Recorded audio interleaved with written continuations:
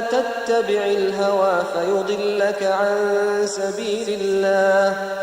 إن الذين يضلون عن سبيل الله لهم عذاب شديد بما نسوا يوم الحساب.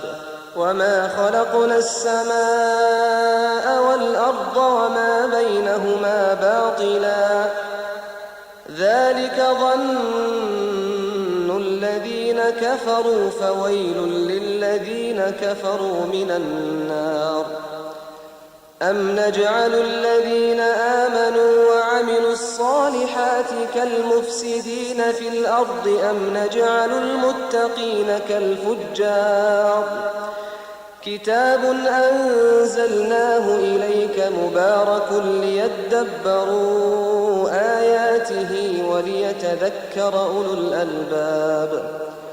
ووهبنا لداود سليمان نعم العبد إنه أواب.